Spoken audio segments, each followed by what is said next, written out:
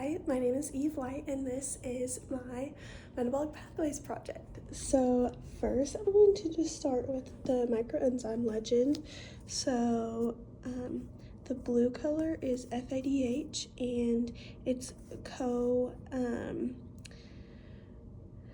vitamin is riboflavin. Purple is CoA, and it's pantothenic acid, and the red is NADH, which is niacin. So to start, I'm going to start with glycolysis, and glycolysis goes to many different pathways. First, it goes to the alanine glucose cycle. Second, it goes to the TCA cycle. Third, it goes to the fatty acid synthesis cycle, and it also goes into gluconeogenesis. So the pathway of glycolysis starts with three different substrates, so galactose, glucose, and fructose.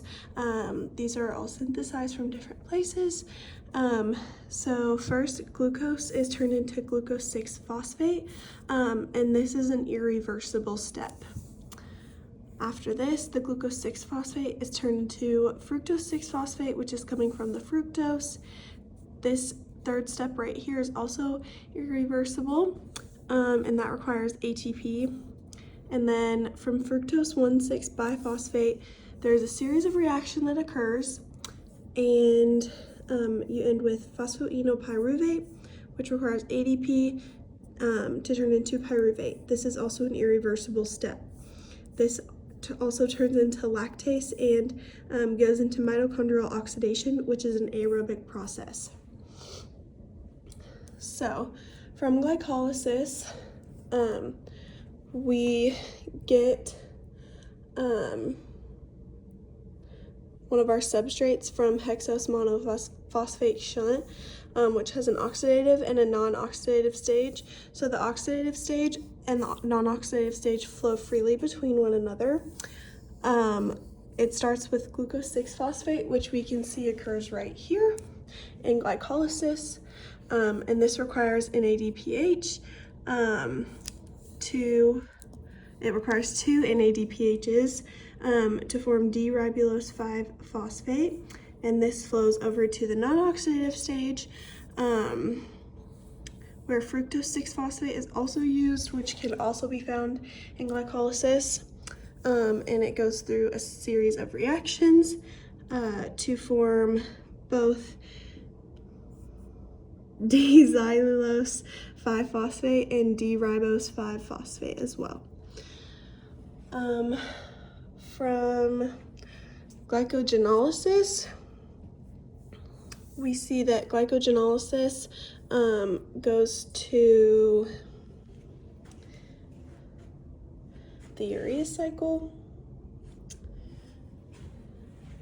and the substrate that begins the cycle of the glycogen chain comes from gluconeogenesis. So it starts with the glycogen chain, uses an enzyme, glycogen phosphorylase, glucose 1-phosphate, and the catalyst is phosphoglucomutase, which forms glucose 6-phosphate, and elevated glucose will enter glycolysis,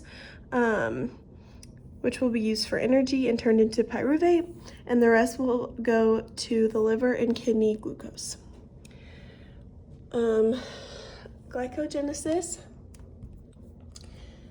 flows into hexose monophosphate shunt and can also enter glycolysis as well. So alpha-D-glucose crosses the plasma membrane with the catalyst hexokinase or glucokinase. Then it creates glucose 6-phosphate. Phosphoglucomutase is used to create glucose 1-phosphate. UDP glucose phosphorylase is used to create UDP glucose. And then this, after a UDP is removed, a glycogenin protein or primer is used to form a primer of glycogen, and 4 glucose units are added to this, and through glycogen synthase we can form a glucose unit and add the 6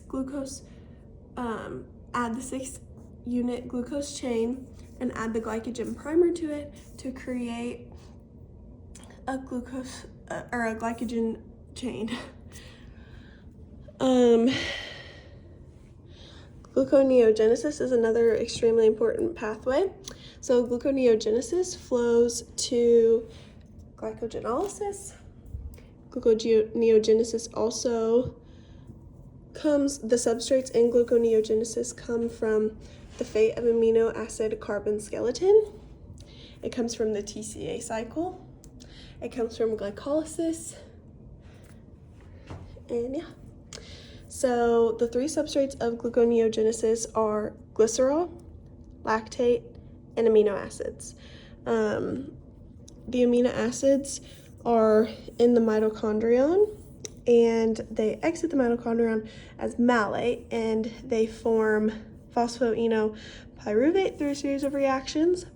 And this is what helps to form new carbohydrates through amino acids. Through glycerol, it goes through a series of reactions and forms fructose 1,6-biphosphate and goes through this process right here to form glucose. This is the process of glycogenesis right here. And then lactate is anaerobically generated by pyruvate from the TCA cycle. So it's generated, goes to pyruvate, and then goes through these many processes to form glucose. The TCA cycle uses both FADH and NADH, so the pyruvate is coming from glycolysis, and many different intermediates come from processes like beta oxidation, which the ATPs in the TCA cycle come from beta oxidation. The fate of amino acid carbon skeleton, this is intermediates, and the urea cycle fumarate, which is right here, is also another intermediate in the TCA cycle. So it starts with pyruvate, enters the cycle, citrate, isocitrate, alpha-ketoglutarate, succinyl-CoA, succinate, fumarate, malate, oxaloacetate are all intermediates of the TCA cycle, and these intermediates can come from these different processes that were explained before. The beta oxidation cycle. So the beta oxidation cycle flows into the TCA cycle, and the beginning substrate comes from fatty acid synthesis, as beta oxidation starts with fatty acid. So to start this off, the first fatty acid, this is a nice long glycogen chain right at the top. So first,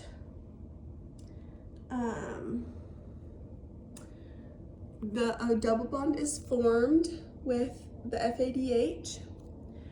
Second, with the enoyl-CoA hydratase, they add a water molecule. Third, the beta-hydroxyacyl-CoA dehydrogenase, NADH, is used, and this is where a ketone is formed. Right here with beta-ketothiolase, a CoA is added, and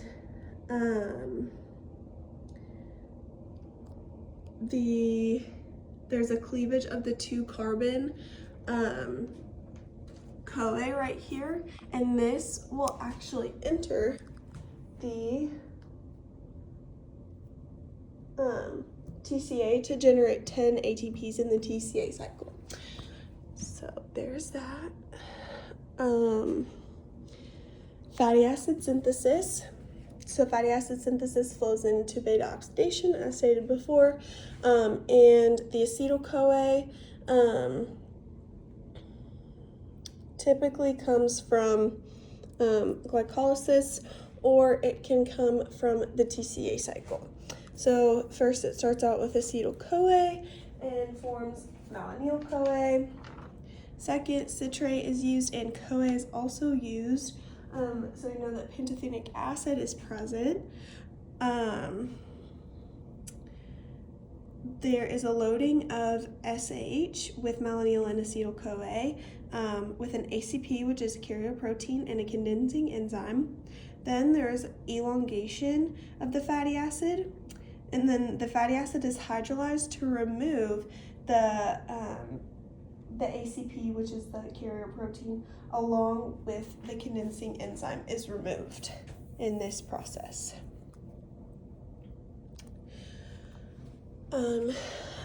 After that, we have the fate of amino acid carbon skeleton,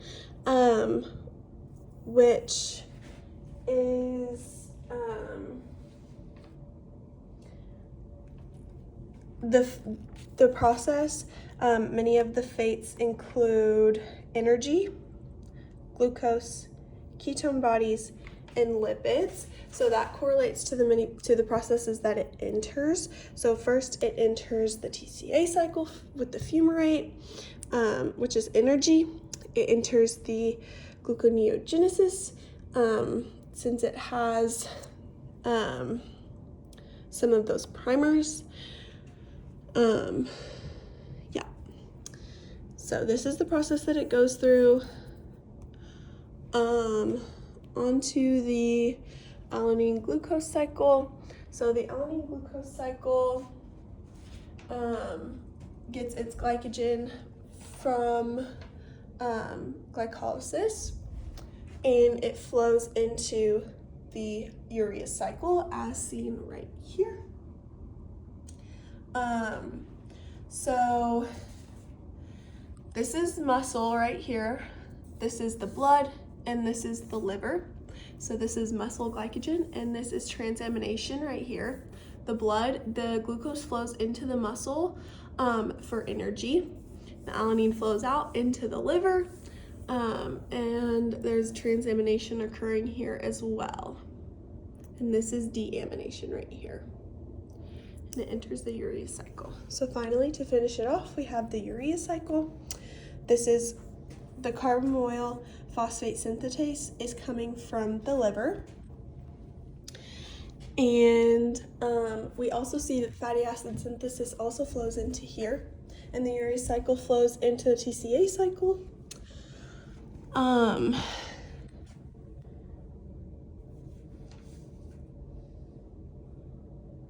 So steps 1 and 3 require energy. The ammonia is coming from deamination. The aspartate is coming from transamination. Step number 3 is a rate limiting step.